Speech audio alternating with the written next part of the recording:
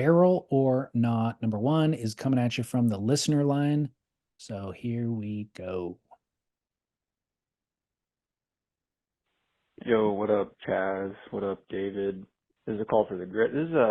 By the way, this is James who called with the question about tandem surfing a few weeks ago. Thank you for all the takes on that one. I feel real enlightened now. I got a follow up.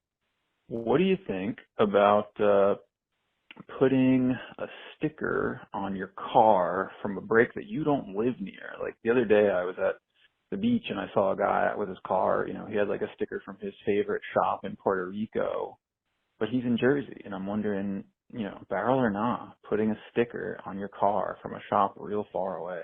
Later. So I'll take this a step further and say Zion stickers that I see on cars or Yosemite stickers that I see on cars in Southern California. They went somewhere, they loved it so They much, put they a want to sticker on their car. advertise to everybody else their love for that spot. Okay, so I'm going to go no barrel on the place. If you love a place, then you keep it quiet, especially as discussed in this day and age of 8 billion people on Earth. If you love Zion so much, hush hush on Zion. You don't need to be putting Zion into other people's train of thinking as they're stuck in traffic on the 405, right? Yes. No barrel. When it comes to a local surf shop, I'm going to say barrel. I'm going to say if I'm sitting there in traffic and I'm looking at this local's weird surf shop in Puerto Rico and I'm taking it in thinking, oh, okay. Uh-huh. Then I'm in Puerto Rico. I'm going to remember that bumper sticker maybe and go to that surf shop. So I feel you are paying it forward. If you have an exceptional surf shop experience on foreign shores, so much so that you're willing to sticker it on your car, do it. If you're only doing it as a flex, like, oh yeah, I was in Puerto Rico, then don't do it. In the same way that Yeah. you should not do Zion or, yeah, whatever, Big Bear. I mean, have at Big Bear. But I was looking at it wrong then, and I muddied the water by saying Zion because there's a difference. And the difference is commerce, I think. Like if you have a surf shop that you love and you want to advertise for them and direct attention to them, and then you sitting in traffic see that bumper sticker, and maybe it's what you said. Maybe you've never been there, but maybe you have been there and you're like, I love that shop. Now we are brethren. You and I yes, have something in common and we want to support this small independent business that we both love because we've been, to this niche part of the world that loves surfing and they love their. yes. So there's a whole different thing happening there, whereas Zion I feel like is just a flex. No, if Zion you're, is yeah, if you're flexing, no, no, no. If you're buying Tamba from Kauai, don't go to Kauai to begin with. Kauai is pretty lame, and you shouldn't ever want to really go there. But if you're buying a Tamba sticker to show that you've been to Kauai, then definitely don't do that. But if you're buying a Tamba sticker to say this shop is a sick shop, by all means, put Tamba on your car. yeah, I kind of get it now and I kind of agree. However, this completely defies a rule that I've set out from years No back in a stickers. barrel or not, which is no stickers on the car. Guess what though? Wait, guess what stickers I have on my car right now, David Lee Scales? I have two stickers. I've seen them. I can't recall what they are. I have a Beach Grit sticker That's on my right. car. That's a good one. It's the Crying Geordie, our classic early mascot, Crying Geordie. Crying Geordie was such a good mascot. I should bring it back. It's really underappreciated by fans everywhere. Geordie Smith bawling his eyes out as our mascot. It's really good. And then I have the San Diego Academy of Ballet and Ballet Theater sticker on the car, David Lee Scales. So Wow. wait till young Austin finds his baseball team, his whatever, whatever, whatever, and then reevaluate the sticker program. And I'm not talking about reevaluating in terms of my child as an honor student. It's not about that.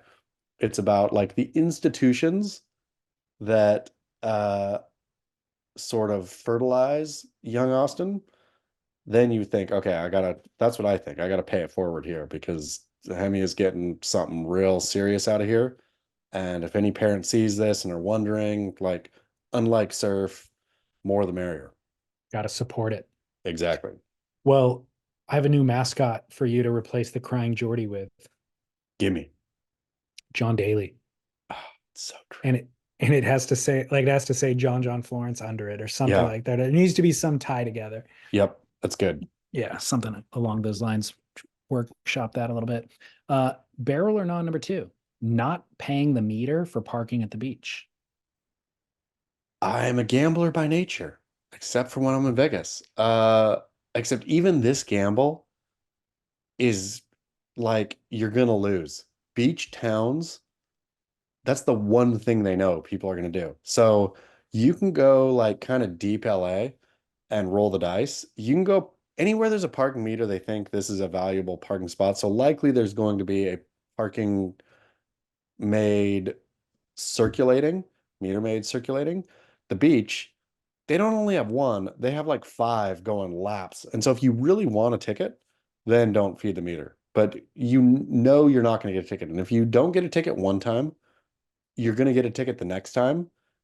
If you could say like go five in a row without getting, you're still only saving like $6. You're going to get one guaranteed after two.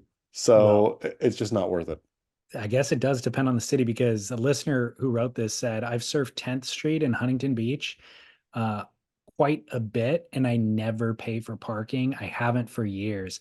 I park on PCH, not in the main lot, and I've never gotten a ticket one time. This seems to also be the case in Laguna, but less so in Newport. I So mean, indicating Newport's a little bit more vigilant about it. But yeah, this guy seems like he's playing with fire and he's probably, hopefully, surfing just in the winter, I would imagine. I would imagine there's less vigilance in the winter on this kind of yeah, thing in beach towns. maybe so. But yeah, Well, I break all sorts of rules and laws now, post COVID that I wouldn't have really thought about breaking pre COVID because I don't know, like the tax uh on the police force is greater now, and they're doing all sorts of different things, or maybe there's fewer police officers now than there used to be, or something changed to where I get away with petty crime that I never used to get away with, like driving in the carpool lane, for example. As a single person in the car, I drive in that carpool lane all the time, and you have it's talked a about this and it freaks me out. You've it's a talked about this and I never do. And I regularly on my commutes see people pulled over, single dude off the carpool lane, sitting with the cop. It is a $500 ticket or something. Yeah, well, if I get ticketed for it now, it'll round out to be about 3 cents per trip.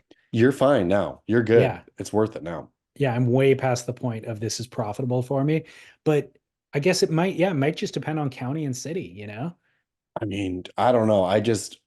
And maybe I feel that there's a real win in just being so for a long time in my youth, post college, I think, maybe when I was a graduate student, I thought red lights are a full fraud. If nobody's coming, then nobody's coming. I'm Yeah, going.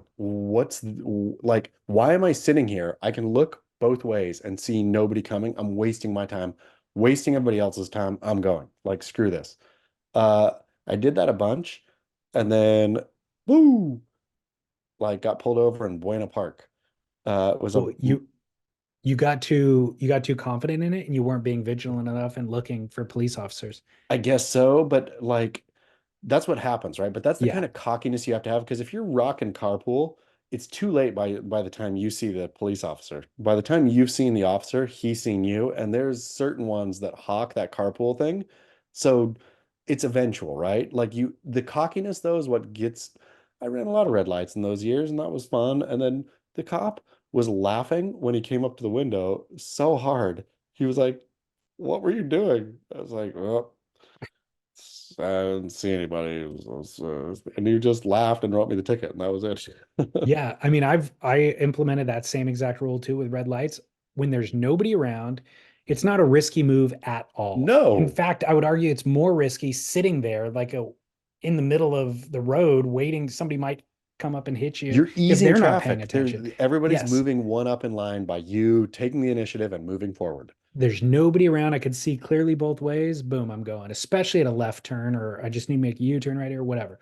Um, And then the carpool thing, the key there is most, especially during traffic, the only time that you're going to get passed by a cop is if he's on a motorcycle.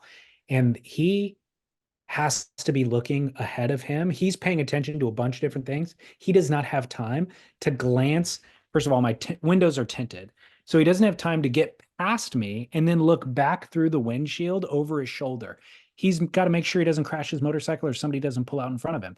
So I've been passed by, I would say, a dozen motorcycle cops in the years that I've been doing it. Not one has glanced back at me, not one has pulled me over. I'm fine. Brave flex. I know. So don't pay your parking meter is my recommendation as well on this one. Um, Barrel or Nah, recommending music to a friend. 0 barrel. This is a never turns out well, David Lee Scales. You keep your nice music to yourself. You play it. If a friend happens to hear it and says, "What are you listening to?" Then Fine. you can share. The second you say, "Hey, have you heard?" or "You should listen to," I've realized music taste is so personal. It is like everybody thinks that their taste is, I will say good taste exists in music in terms of classical, maybe jazz.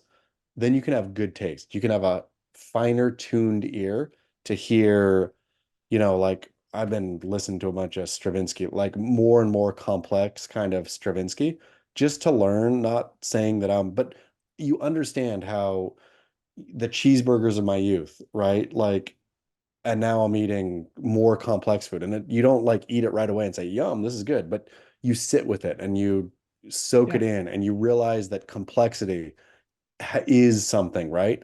Uh, the music you're going to recommend is going to be pop, rap, whatever stuff.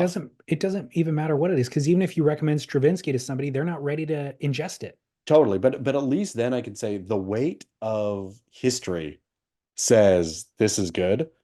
So You you're just look wrong if, pretentious at that point. but I'm saying that this has a historical backing. You're wrong if you don't like it. I'm still not going to recommend it to you, but the onus is on you to like it. This is objectively good. It's not objectionably good. It's objectively good. If you don't like it, the problem is on you. If I recommend Weezer's whatever Blue album to somebody and say, "This is sick. Do you like it?" and they're like, "Nope," Yeah. then that shows that I have bad taste. Yeah. It seems like such a simple question, right? Recommending music to somebody. How could that be wrong? Except it's never once been appreciated by the person that you recommended to. Never. I'm telling you, people have recommended music to me 100 times in my life. I don't think I've ever clicked play on one of them. You know what Not I mean? good. And it's because I have my own tastes. I have my own things that I'm interested in. When I get in the car, I'm looking forward to listening to something. The odds of me clicking on something random that you sent me, even if I like you, even if I trust your taste, the odds are zero. Um, the reason why I bring this up is we had a friends over to the house 2 weeks ago or something.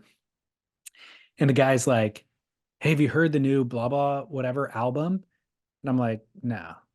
He's like, "Oh man, it's really good. Like it's better than their older albums and blah blah blah." I'm like, "Okay, cool. Yeah, I'll check it out sometime." I go about my work, cooking and hosting or whatever, and he comes up and he's like, "Hey, we should put that on." I'm like, "What? You Yeah. coming into my house trying to Putting play your, DJ?" yeah, Like I was no. like, so I honestly like I wasn't rude to him, but I was just short of being rude. Just Yeah. fully snubbed him and walked away. Yeah. 10 minutes later, I see him You hear it. he has Lauren cornered. And he's like, I can see what he's talking to her about. And I'm like, this guy's got to be kidding me. She goes and grabs the remote and puts it on for him. And later, after the fact, like later in the night, I was just like, what was that? She goes, he would not leave me alone. He brought Yeah. it up 3 times until I had to change it. And by the way, as soon as I saw her put the remote down, I walked over, grabbed the remote, and switched it back to the appropriate playlist. Yeah. But I was Evening like, jazz. yeah, I was like, this was an extreme example, and this person is just uncouth, like that's on them. But beyond that, I started thinking about it, and I'm like, it's never appreciated for some reason. Music is something that we don't want recommendations about as human beings. Don't be that person. And to think that this is, feel the way it feels to you. That's okay. To feel that music, that is not replicable in or replicatable in another human. Like Right. your feeling for this thing, the chances that you're going to share this and somebody's going to say, you know, you're right. It's like the Yeah. Yeah, no, It's don't do it. bizarre. It is a Don't very do it. bizarre thing that This there's is the biggest and best PSA, maybe holiday PSA we've ever given. do Keep your not dang recommend, music to yourself. and if you do recommend it to other people, you are going to be that guy, It, essentially. if you want to share music with others, invite them over to your house, not under the guise of sharing music. Just invite them over to your house, have drinks, charcuterie, maybe a dinner. Play the music that you like. And then if somebody comes up to you and says, "Hey, what are you playing?" There's your opportunity. There's Yeah. your missional. I saw two poor Mormon missionaries yesterday outside of the market trying to like really, I saw him, I made eye contact in the market and then saw him outside really hitting somebody up, you know? And I'm like, if you were like through a party and had some nice charcuterie, some Martinelli's, sparkling cider, invite people over, then maybe you'd have an audience for this, right? This is nobody wants this at the market. Right. Holidays at this time, nobody wants this. Like that's you, music recommendation, bro. Yeah, exactly. They're actually hurting their cause in Yeah. this scenario Yep. because, You will yeah, hate now what he recommended.